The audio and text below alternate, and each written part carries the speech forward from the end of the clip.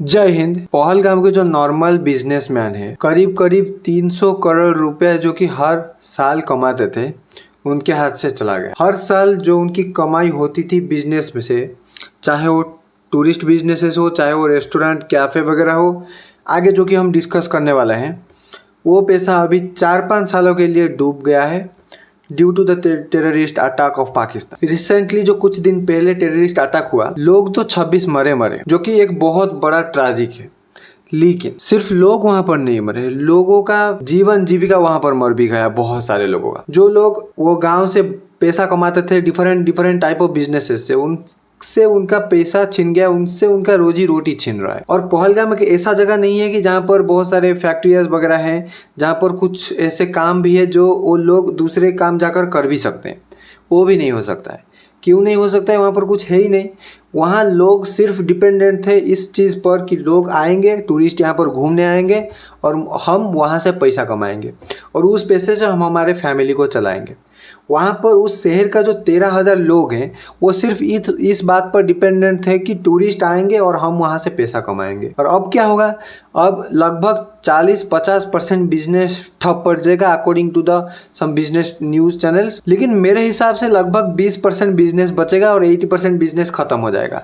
कुछ लोग होंगे जो जाएंगे फिर भी, लेकिन जो एक्चुअली टूरिस्ट हैं, जो कि इंडिया के अलग अलग जगह से जाते थे, उनकी नंबर ड्रास्टिकली चेंज हो जाएगी, उनकी नंबर सिग्निफिकेंट से कम हो जाएगी और वो लोग नहीं जाएंगे। तब क्या होगा उनके साथ?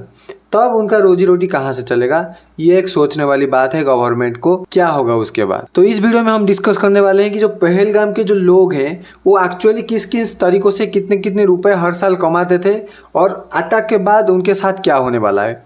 इस वीडियो में डिटेल्स में कैलकुलेशन करके देखने वाले हैं एक्चुअली कितने पैसा आता था और अभी क्या होने वाला है। तो फिलहाल शुरू करते हैं इस वीडियो को गहराई से। चलो शुरू करते हैं। अगर बात करें पहलगाम की बिजनेस एनवायरनमेंट की, जो गांव की बिजनेस एनवायरनमेंट है, वो शहर की, लगभग 9 तरीकों से वो पैसा कमाते थे। पहली बात है होटल और गेस्ट हाउस, जहाँ पर लोग आके रहेंगे और कुछ टाइम स्पेंड करेंगे। दूसरा रेस्टोरेंट बिजनेस। तीसरा हॉर्स राइडिंग सर्विस वगैरह वो देते थे। चौथा हैंडीक्राफ्ट प्रोडक्ट वगैरह, जो कि लोकल हैंडीक्राफ्ट है, उनको बना के दुकानों वगैरह में बेचते थे और लोग जो बाहर से जाते थे उस चीज़ को देखकर इंटरेस्टेड होते थे और खुद वो खरीद लाते थे। और पांचवा जो है ट्रैवल एजेंसीज वगैरह, जो कंपनियां वहाँ पर चलाती थी, जो व्यक्तिगत रूप पर कंपनियां बना के छोटी मोटी चलाते थे, वो इनकम भी वो हो रहा था वहाँ पर। और नेक्स्ट की बात करें तो टैक्सी बिजनेस वहाँ पर चल रहा था। तो उसके बाद फोटोग्राफी बिजनेस वगैरह भी वहाँ पर चल रहा था।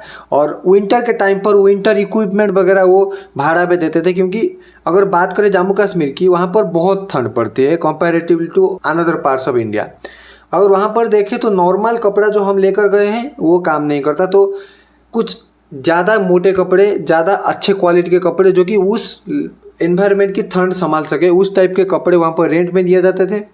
और बात करें लास्ट इनकम सोर्स की, एग्रीकल्चर इनकम वहाँ पर होता था, जो कि इनडायरेक्ट इनकम होता था, क्योंकि एग्रीकल्चर से प्रोडक्ट बनाएंगे और डिफरेंट प्रोडक्ट वहाँ पर बना के वो बेचेंगे। एग्रीकल्चर करेंगे, होटल में बेचेंगे, रेस्टोरेंट में बेचेंगे, एग्रीकल्चर करेंगे, कुछ हैंडीक्राफ्ट प्रोडक्ट बना के बेचेंगे।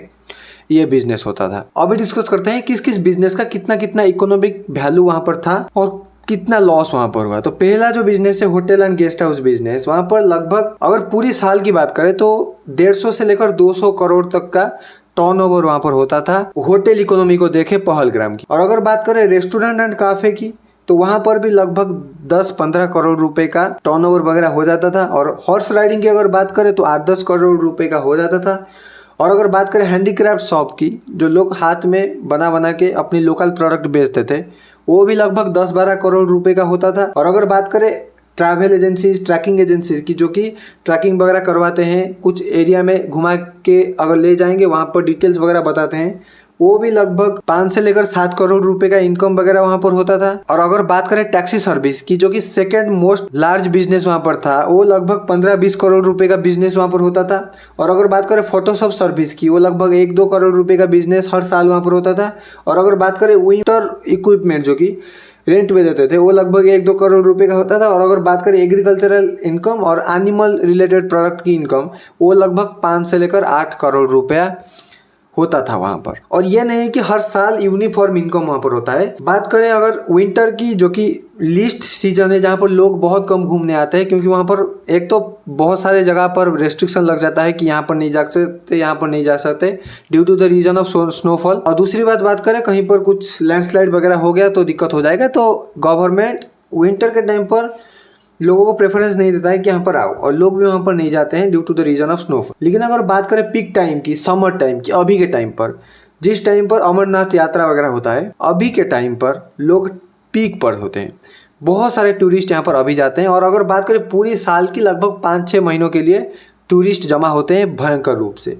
और अगर और जो महीने रहे वहाँ पर इतने लोग नहीं आते हैं, बहुत ही कम आते हैं, गिने चुने लोग आते हैं। अगर पीक टाइम की बात करें तो लगभग समर का जो मार्च से लेकर जुलाई अगस्त तक चलता है पीक टाइम वहाँ पर, और इसी टाइम में ही इनकम होता है हर एक इंसान का यहाँ पर। अगर बात करें जम्मू कश्मीर की, जम्मू कश्मीर में ही आतंकवादी सबसे ज़्यादा एक्टिव है, तो लोग अवॉइड करेंगे आतंकवादी के डर से जाने के लिए जम्मू कश्मीर। और जम्मू कश्मीर में लगभग 35 से लेकर 40 लाख लोग हर साल आते हैं। समझ रहे हो कितनी बड़ी चीज़ है। और पहलगाम की बात करें तो वहाँ पर लगभग 10-15 लाख लोग चले ही जा रहे होंगे। उनका जो ऑफिशियल डाटा वो नहीं है, लेकिन पहलगाम जो है जम्मू कश्मीर का सबसे फेमस जगह है घूमने के लिए। तो हम एस्टिमेट करके चलते हैं कि 10-15 लाख लोग जम्मू कश्मीर के पहलगाम के एरिया में जाते होंगे।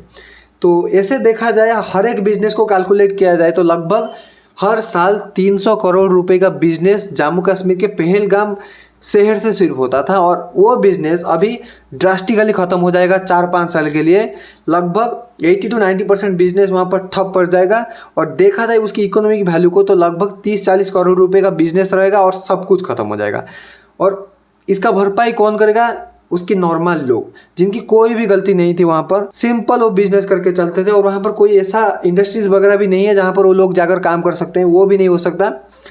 वो भी मजबूर हो जाएंगे जम्मू कश्मीर से निकलने के लिए और कुछ जगह पर जाकर काम करने के लिए और खुद के एरिया को छोड़ने के लिए। तो यहाँ पर बहुत ही प्रॉब्लम हो जाएगी, बहुत सारे लोगों की बहुत बड़ी बड़ी प्रॉब्लम होगी। यहाँ पर पैसों से रिलेटेड उनकी फैमिली रहती थी वहाँ पर।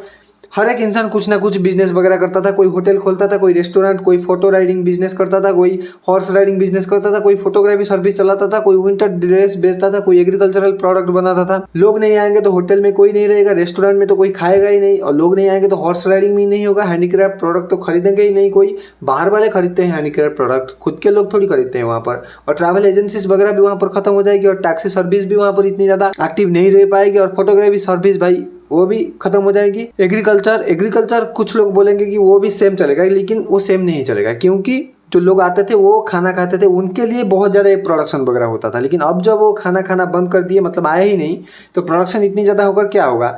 जो 13,000 लोग हैं वो खुद के लिए ही प्रोडक्शन करेंगे, बाकी जो 35 लाख लोगों के लिए प्रोडक्शन होता था वो नहीं होने वाला। तो एग्रीकल्चरल प्रोडक्ट और एनिमल प्रोडक्ट भी वहाँ पर खत्म हो जाएगी। तो 300 करोड़ रुपए का बिजनेस एक ही दिन के अंदर ठप पड़ गया। और गवर्नमेंट को रिक्वेस्ट करना पड़ेगा इन लोगों को थोड़ा सा मदद करे, फाइनेंशियली हो या कुछ भी काम वाम देकर कहीं पर मदद थोड़ा सा करना है, नहीं तो ये लोग बहुत ही हैरान होंगे और बहुत ही ज़्यादा प्रॉब्लम में पड़ जाएंगे। तो देखते हैं आगे क्या होता है, गवर्नमेंट क्या स्टेप लेता है। तो फिलहाल हम मिलते हैं एक और न्यू वीडियो में, तब तक के लिए जय हिंद।